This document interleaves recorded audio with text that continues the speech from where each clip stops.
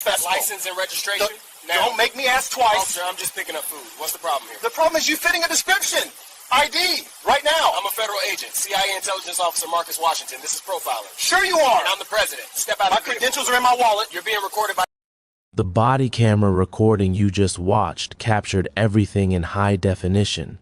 The sunlight, the school signs, and the calm demeanor of a man simply waiting for his child. But what the lens captured most clearly was a catastrophic failure of judgment that would soon ripple through the highest levels of the federal government. At the precise moment Officer Derek Hansen reached for his handcuffs, he believed he was asserting dominance over a non-compliant civilian. He believed his badge gave him the ultimate authority on that concrete pavement. However, Officer Hansen had absolutely no idea who he was talking to. He didn't know that the man in the charcoal suit wasn't just a concerned father. He was unaware that the suspect he was barking orders at had spent the last 14 years protecting the most powerful individuals on the planet. He had no clue that the calm voice challenging his authority belonged to a man trained to neutralize threats in milliseconds. Officer Hansen saw a profile that fit his bias. He failed to see the warning signs of a man who knew the law better than he did. He didn't see the credentials that identified Marcus Thompson as a special agent for the United States Secret Service, a veteran of the Presidential Protective Detail, and a federal officer with top-secret clearance. By the time those handcuffs clicked shut, Hansen had already sealed his own fate. He just didn't know it yet. What started as a routine stop was about to become a $4.8 million lesson in constitutional rights and a career-ending disaster for one arrogant officer. Before we dive deeper into this shocking abuse of power, I need you to do something for me right now. Drop a comment below telling me where you're watching from and answer this simple question. Do you think police officers should be personally liable for misconduct settlements, or should the taxpayers foot the bill? Type yes for personal liability or no for taxpayers. I want to see 1,000 comments on this because the numbers we're about to discuss are infuriating. Also, if you believe in holding authority accountable, smash that subscribe button. We are exposing these cases every single week, and trust me, you do not want to miss what's coming next. Special Agent Marcus Thompson was not a man who expected or even wanted special treatment. Despite the weight of the badge he carried in his jacket pocket, he operated with a quiet humility that defined his 14-year career in federal law enforcement. To his neighbors in this quiet suburban enclave, he was just Marcus, the guy who mowed his lawn on Sundays and coached the local under-10 soccer team. They had no idea about the other side of his life, the side that required a level of discipline most people can only imagine. Thompson wasn't just a federal agent, he was a standout. He had served on the details for 2 different vice presidents, coordinated advanced security for the G20 summit, and received the Director's Award for Merit after identifying and neutralizing a credible threat during a campaign rally in 2018. His file was thick with commendations, not for aggression, but for de-escalation. In the Secret Service, they called him the Iceman because his pulse rarely rose above 60 even when the world around him was catching fire. He was trained to be invisible, to be the shield that no one notices until it's necessary. His colleagues described him as a by-the-book operator. He knew the federal code inside and out. He knew the threshold for reasonable suspicion, and most importantly, he knew exactly what constituted a lawful order versus an unlawful harassment. He had spent over a decade studying the very laws he was sworn to uphold. On that Saturday afternoon, however, Marcus Thompson wasn't thinking about national security or protected perimeters. He wasn't thinking about threat assessments or motorcade routes. He was thinking about his 8-year-old daughter, Maya. It was her half-day at school, and he had promised to take her for ice cream before her piano lesson. He had loosened his tie, parked his late-model black sedan in the designated parent pickup zone, and was checking emails on his phone while waiting for the dismissal bell. It was the most mundane, ordinary activity imaginable. A father waiting for his child. He was in a public space, committing no crime, bothering no one. He was exactly where he was supposed to be, doing exactly what hundreds of other parents were doing. But in the eyes of the patrol car slowly cruising down the lane, Marcus Thompson's presence was a disruption, and that ordinary afternoon was about to collide violently with a police officer who had long ago forgotten the difference between protection and predation. The incident occurred at 3:45 p.m. on September 14th. The weather was clear, the sun casting long, harsh shadows across the gray concrete of the elementary school parking lot. The air smelled of asphalt and the faint exhaust of idling minivans. It was the kind of suburban setting that feels insulated from the chaos of the city. Chain-link fences, yellow slow-down signs, and the distant chatter of children exiting the building. Marcus Thompson was leaned against the driver's side door of his sedan, a vehicle issued by the government but unmarked, indistinguishable from a standard luxury car save for the tinted windows. He was scrolling through a briefing document on his phone, completely relaxed. Enter Officer Derek Hansen. At 42 years old, Hansen was a 19-year veteran of the city police force. On paper, he was experienced. In reality, he was a liability. Internal documents later revealed that Hansen had accumulated 12 civilian complaints in just 5 years, 6 for excessive force and 4 for discourtesy. He was a man who viewed the badge not as a symbol of service, but as a permit for control. Hansen was patrolling the school zone following a dispatch call regarding a suspicious person. The call, made by a nervous neighbor 2 blocks away, had described a male loitering near the fence. The description provided by dispatch was vague, but crucial: white male, blue hoodie, jeans. Officer Hansen rolled his cruiser into the lot. He scanned the area. He didn't see a white male in a hoodie. He didn't see anyone loitering by the fence. What he saw was a black man in a charcoal suit standing next to a nice car. In Hansen's mind, the specific details of the dispatch evaporated, replaced instantly by his own ingrained biases. He didn't see a parent. He saw a threat. He didn't check the license plate, which would have immediately flagged the vehicle as federal property. He didn't observe from a distance. He made a snap judgment that this man didn't belong here. Hansen parked his cruiser at an aggressive angle, blocking Thompson's exit path. He exited his vehicle, sunglasses hanging from his collar, hand resting casually but threateningly near his holstered firearm. His body language was projected forward, chest out, chin up, looking for a fight. Thompson looked up from his phone, initially assuming the officer was there for traffic control. He offered a polite nod, the professional courtesy of one law enforcement officer to another, even if unrecognized. Hansen didn't nod back. He walked straight into Thompson's personal space, violating the tactical gap, and barked his first command. There was no good afternoon. There was no inquiry. Just a demand. "Hansen, sir, step away from the vehicle now. Hands where I can see them." Thompson paused. He blinked, processing the aggression. He slowly placed his phone in his pocket and showed his empty palms. He didn't panic. He didn't run. He just stood there, looking at a man who was making a very, very big mistake. The air in the parking lot seemed to vanish, replaced by a suffocating tension.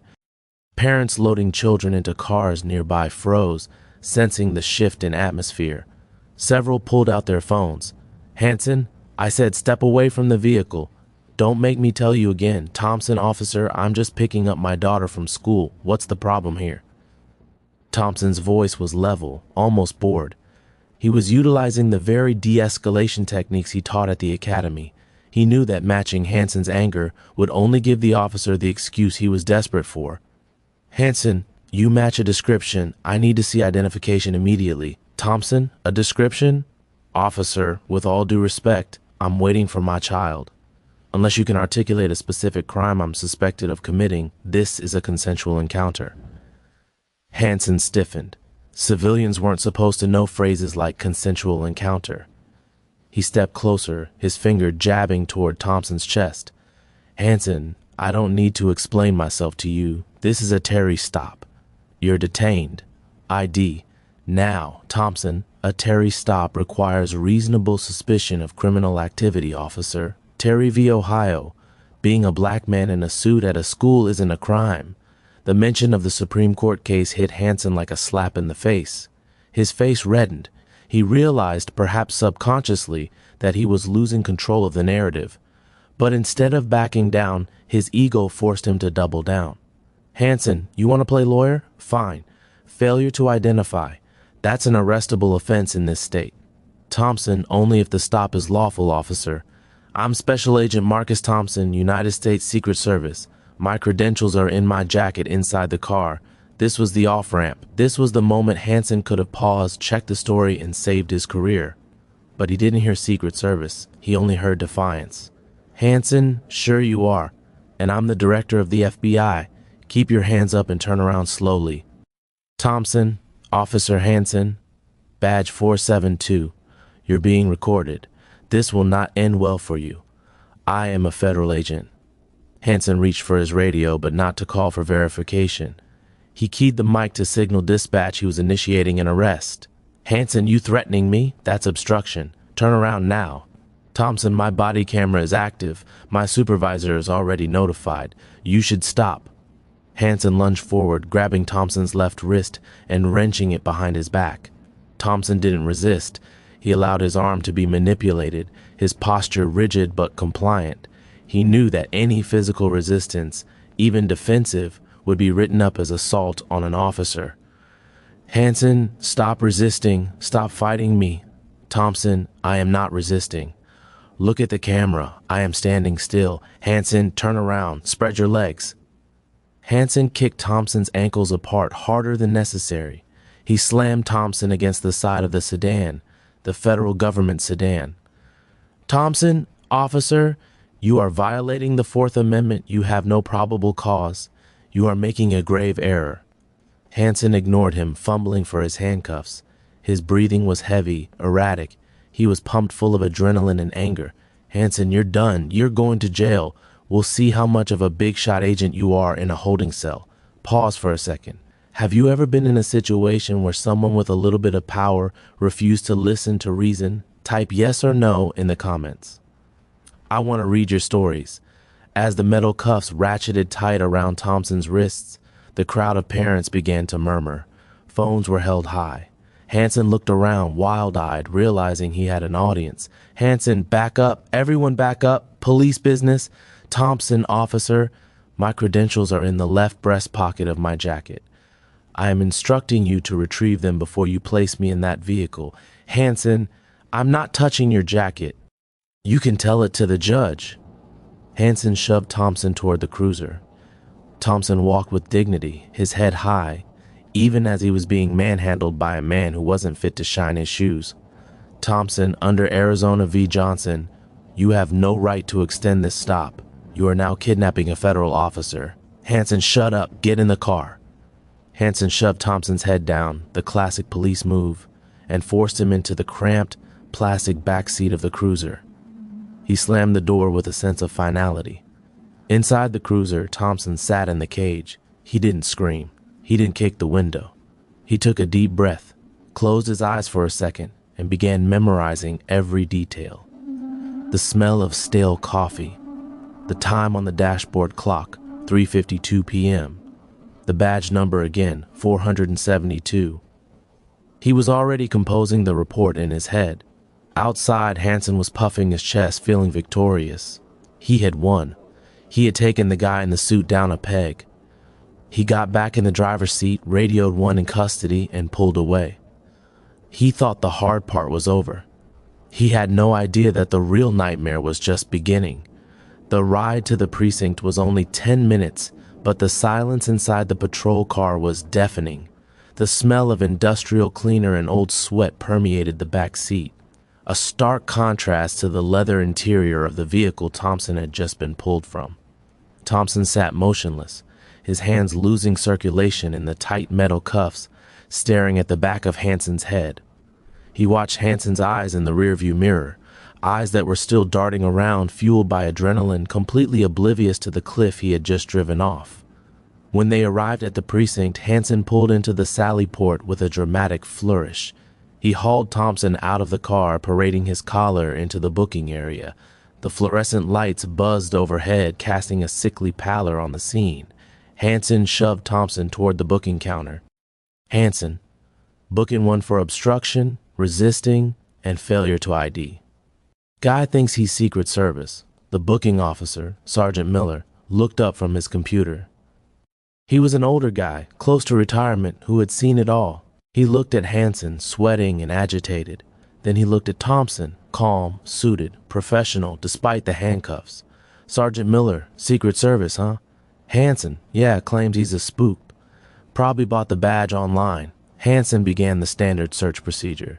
He reached into Thompson's jacket pocket, the very pocket Thompson had told him about, and pulled out a leather wallet. He flipped it open, ready to sneer at a fake ID. He stopped. The wallet contained a heavy metallic badge with a distinctive star and the words, United States Secret Service. Next to it was a holographic federal ID card, an access card for the White House complex, and a concealed carry permit valid in all 50 states and U.S. territories. Hansen stared at it. The blood began to drain from his face. Sergeant Miller, let me see that, Hansen. Miller snatched the wallet. He looked at the ID. He looked at Thompson. He looked at the computer screen where he could run federal verification. He typed in the badge number. A red alert box popped up on the screen. Federal Leo, active priority clearance.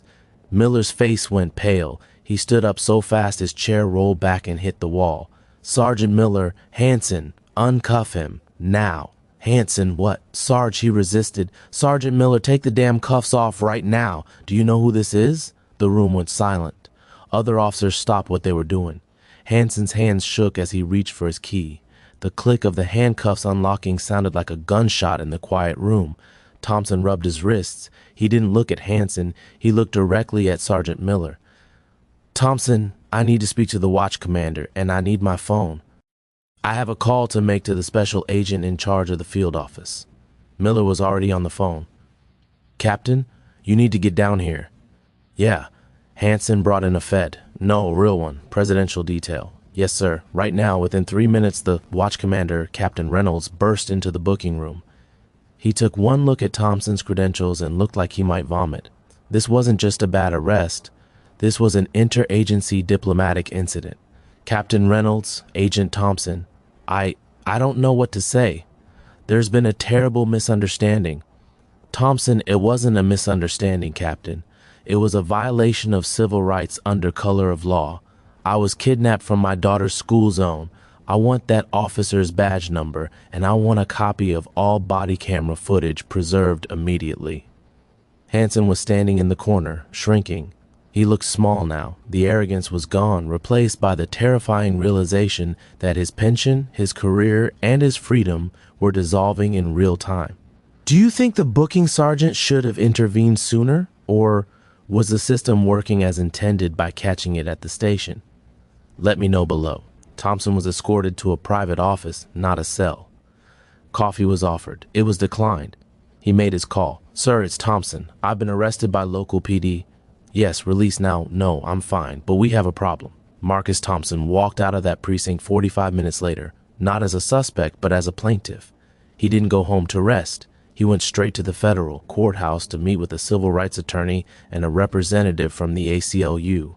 By the next morning, the machinery of justice was turning at a speed the city had never seen. The police chief personally called Thompson to apologize.